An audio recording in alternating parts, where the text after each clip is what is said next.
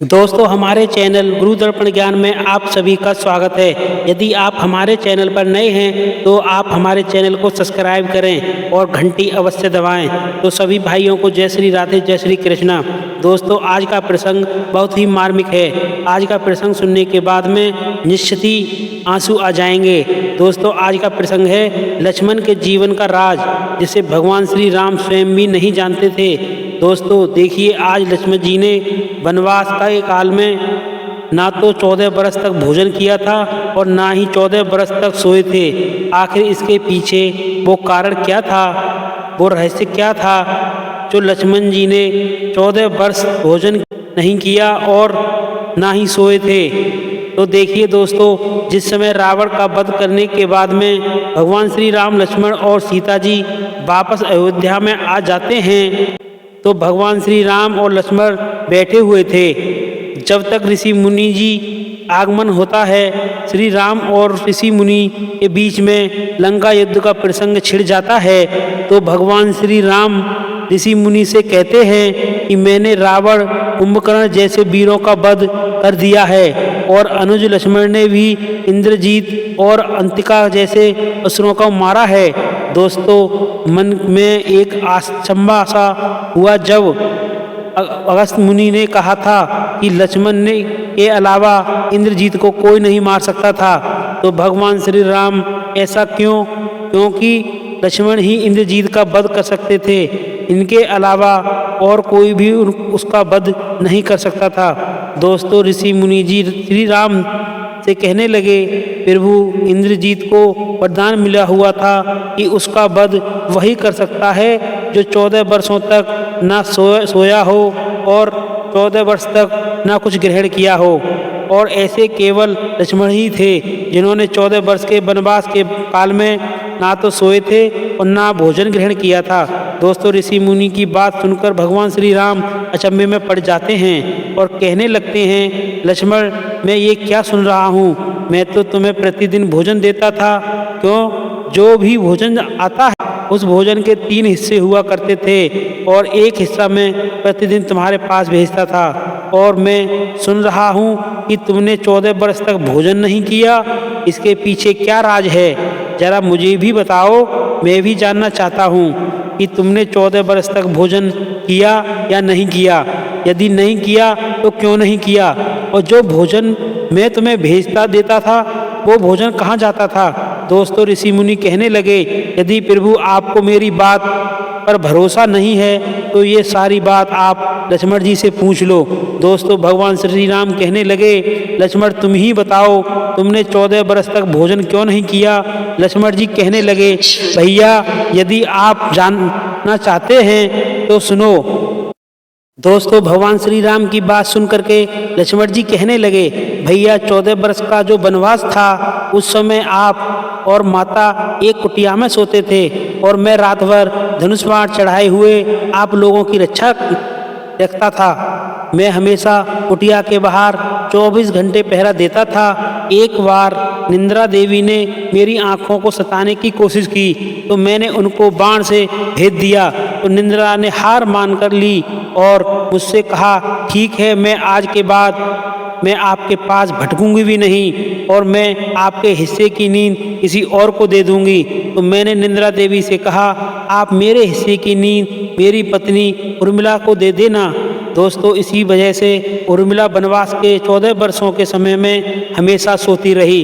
दोस्तों, लक्ष्मण जी कहने लगे, भैया, जब भी मैं फल फूल लेकर के आता था तो आप उसके 3 भाग किया करते थे। आप एक भाग मुझे दे करके कहते थे, लक्ष्मण, जो इन फलों को रख लो। आपने कभी फल खाने के लिए नहीं कहा, फिर मैं बिना आज्ञा के उन्हें कैसे खाता? भैया, उन फलों को तो मैंने आज भी संभाल के रखा हुआ है।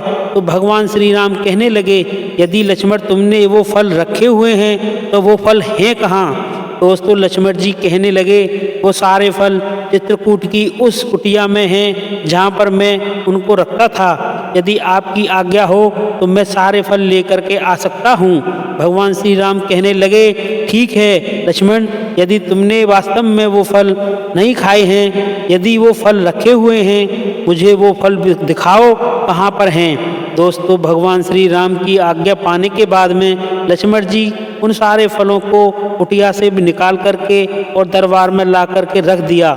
जब भगवान श्री राम ने उन सारे फलों को देखा तो वो अचंभे में पड़ गए और कहने लगे, लक्ष्मण इन फलों की गिनती करो। दोस्तों जब भगवान श्री राम ने उन फलों की गिनती करवाई तो उस समय उसमें से 4 दोने कम थे। तो भगवान श्री राम कहने लगे, लक्ष्मण इनमें 4 दोने कम हैं, इसका मतलब ये है कि तुमने 4 दिन भोजन किया है। दोस्तों भगवान श्री राम की बात सुनने के बाद में लक्ष्मण जी कहने लगे, नहीं भैया ये 4 दोने कम इसलिए नहीं हैं कि मैंने भोजन किया है, ये 4 दोने कौन से कम हैं आप जानना चाहते हैं तो सुनो। तो दोस्तों लक्ष्मण जी कहने लगे, देखिए भैया जिस दिन वन के लिए हम लोग गए थे वो दिन सुबह का था और आपने उस दिन सारे दिन भोजन नहीं किया था। जब भोजन आपने नहीं किया पहला दोना कम है। जब भैया दूसरे दोने के बारे में सुनो, जब आप चित्रकूट में थे मैं आपकी चरणों की सेवा में था और भैया भरत आपसे मिलने आए थे और उन्होंने पिताजी की मृत्यु का समाचार दिया था। आप पिताजी की मृत्यु का समाचार सुनने के बाद में आप दुख में लिप्त हो गए थे कि उस दिन आपने सारे दिन भोजन नहीं किया। जब आपने भोजन नहीं किया तो दोना मुझे भी नहीं मिल दिया, इसीलिए दोना वो कम है। भैया अब तीसरे दोने के बारे में सुनो। जिस दिन आप मृग को मारने के लिए गए थे उस दिन सीता माता के आदेशानुसार मैं भी आपको देखने के लिए आपके पीछे पीछे गया था और एक रेखा खींच गया था। जब हम और आप वापस लौट कर आए थे तब तक सीता माँ का हरण हो चुका था और उस दुख में आपने सारे दिन भोजन नहीं किया था, तो वो दोना मुझे भी नहीं दिया था।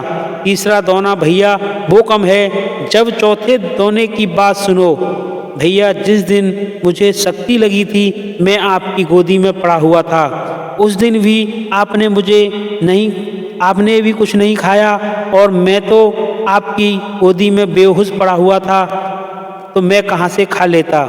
चौथा दोना वो कम है। दोस्तों 14 वर्षों के काल में दोने 4 कम नहीं थे दोस्तों, दोने 7 कम थे। 4 दोनों का हिसाब तो लक्ष्मण जी ने दे दिया और 3 दोनों का समय भगवान श्री राम के पास पहले से ही था, क्योंकि जिस समय पुल का निर्माण हो रहा था लंका पर चढ़ाई करने के लिए 3 दिन तक भगवान श्री राम समुद्र से प्रार्थना करते रहे थे और उन्होंने वो 3 दिन तक भोजन नहीं किया था। तो लक्ष्मण जी कैसे भोजन करते। इस प्रकार लक्ष्मण जी ने सारे दोनों की गिनती कराई तो श्री राम की आंखों में आंसू निकलने लगे और कहने लगे, लक्ष्मण मैं तो तेरा ऋणी हो गया। ये तो मैं जानता था कि तुम 14 वर्षों तक नहीं सोए हो, लेकिन ये नहीं पता था कि तुमने मेरी रक्षा के लिए 14 वर्षों तक भोजन भी नहीं किया। अब मैं ये ऋण कैसे चुकाऊंगा। आओ तुम्हें मैं एक वचन देता हूँ कि तुम द्वापर युग में बड़े भाई बन करके आओगे और मैं छोटे भाई के रूप में अवतार लूँगा। अब मैं तुम्हारी सेवा करूँगा। दोस्तों भाई हो तो ऐसा जो भाई के लिए कुर्बान हो जाए। भाई के वो नहीं कहलाता जो भाई से छोटी छोटी बातों को लेकर के लड़ता है, झगड़ता है, परिवार में कलह करता है। दोस्तों भाई बनना है तो राम लक्ष्मण की तरह बनिए, उन जैसे संस्कार अपने अंदर डालिए, उनके आदर्श पर चलिए तो जीवन में सदा परिवार सुख शांति बनी रहेगी। दोस्तों ये वीडियो पसंद आए तो प्लीज़ हमारे चैनल को सब्सक्राइब करें, लाइक करें, शेयर करें। दोस्तों इस वीडियो में इतना ही, फिर मिलेंगे नई वीडियो में नए प्रसंग के साथ। तब तक के लिए जय श्री राधे, जय श्री कृष्णा।